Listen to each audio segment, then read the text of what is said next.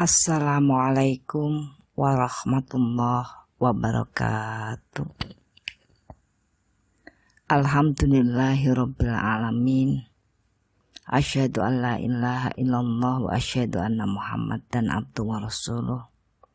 Rabbi shrah li sadri wa yassir li amri wahlul 'uqdatam min lisani yafqahu qawli. Amma ba'd. Kaum muslimin yang dirahmati Allah,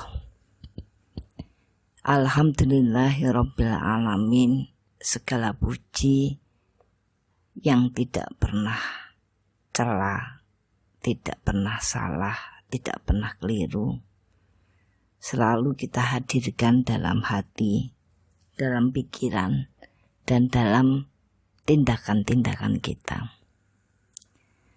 Memberikan sebuah ekspresi bahwa sesungguhnya manusia wajib untuk bersyukur karena semua hal yang hadir dalam kehidupannya adalah didatangkan Allah kepada kita. Upaya-upaya manusiawi adalah upaya-upaya yang sangat kecil dari modal besar yang telah diberikan Allah kepada manusia. Orang sering mengatakan bermodal dengkul, dengkulnya pun Allah ciptakan. Kalau toh manusia itu merasa dirinya pintar, punya kreativitas, itu juga karena Allah memberikan bagian metabolisme dan proses tubuh yang sedemikian rupa sehingga manusia bisa berpikir dengan baik. Kaum muslimin yang berbahagia, Ramadan memberikan banyak gambaran kepada kita bahwa sesungguhnya upaya-upaya manusia di bumi itu sekedar memancing bagaimana hasil-hasil yang akan diturunkan dari langit, sehingga manusia hanya bisa melakukan hal-hal yang bisa dia lakukan, namun ketetapan langitlah yang kemudian akan memberikan keputusan seberapa yang akan ditambahkan, seberapa yang akan dikurangkan, seberapa yang akan dilipatkan pada perjalanan manusia.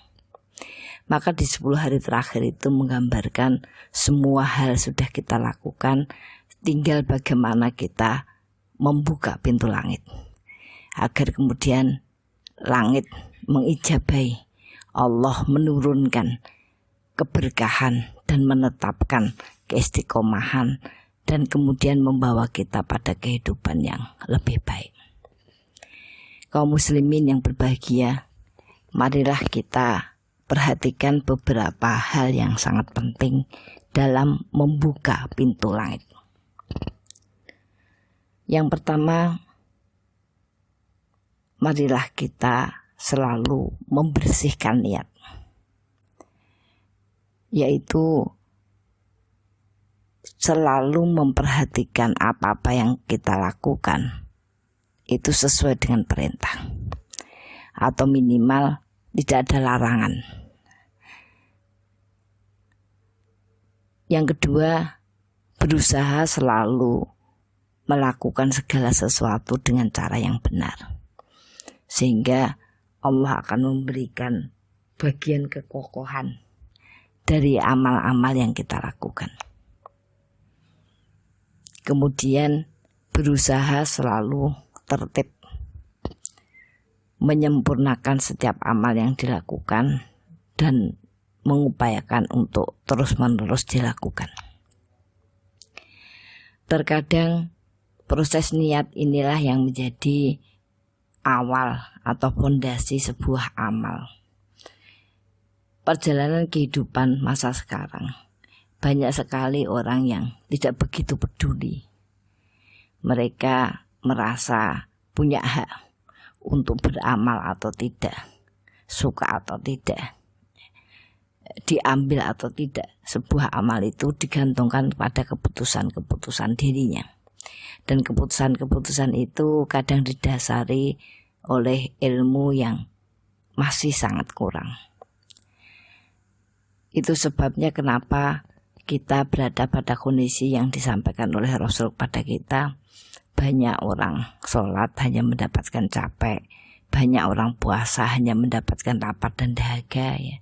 Dan banyak orang hidup yang kemudian hanya disibukkan, ya, dengan urusan-urusan yang kemudian akan hilang, tidak mempunyai kemanfaatan panjang, bahkan di dunia apalagi di akhirat. Nah, untuk itulah perhatikan niat kita. Pastikan bahwa semua yang kita lakukan memang berada pada koridor yang diperintahkan kepada kita. Mudah-mudahan niat itulah yang kemudian akan membawa kita pada proses yang matang dalam setiap amal kita.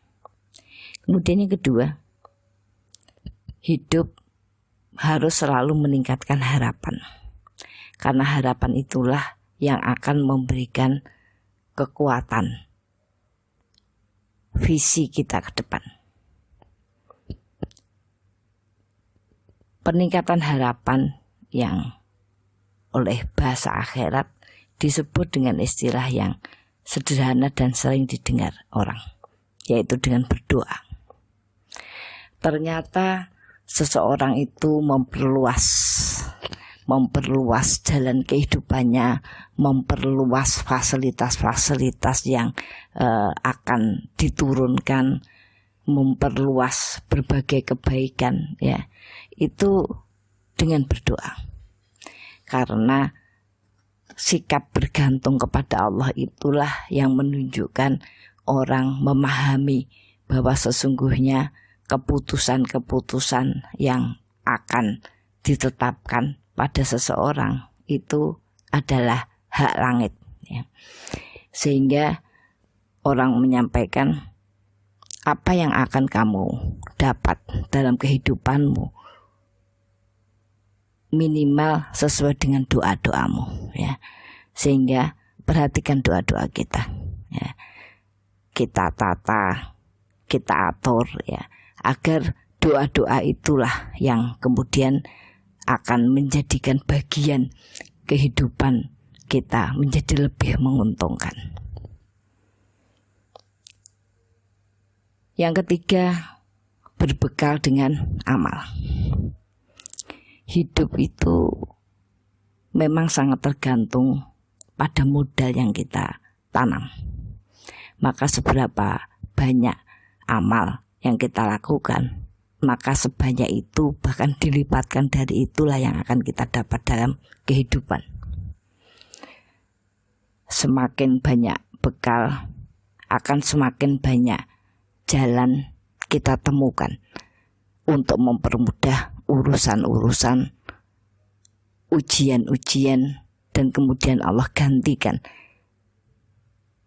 dengan berbagai keberkahan dalam perjalanan kehidupan kita di masa yang akan datang. Karena sesungguhnya rezeki yang datang kepada kita itu berbanding lurus dengan amal kebaikan dan kemudian dilipatkan dari sana. Yang keempat, bersabar. Selalu siap memperbaiki proses untuk hasil yang memberikan peluang kebaikan yang semakin banyak dan luas. Terus-menerus kita harus mencoba dan memperbaiki jalan-jalan kita, sehingga Allah akan tetapkan kita sebagai sumber inspirasi, pintu pembuka kebaikan, penutup keburukan di setiap waktu, di setiap tempat, dan pada setiap orang. Kemudian yang terakhir, setelah seluruh upaya kita lakukan, maka janganlah kita menyalahkan ketentuan-ketentuan yang didatangkan kepada kita. Sekalipun itu sebuah ketentuan yang tidak menyenangkan, tidak kita harapkan, Mungkin Allah memang mengingatkan kepada kita untuk memperbagus proses kita, memperbaiki niat, meningkatkan kembali harapan dan doa-doa kita, meningkatkan amal kita. Maka Allah pun akan memberikan bagian yang terbesar dalam kehidupan kita. Fastabiqul khairat. Assalamualaikum warahmatullahi wabarakatuh.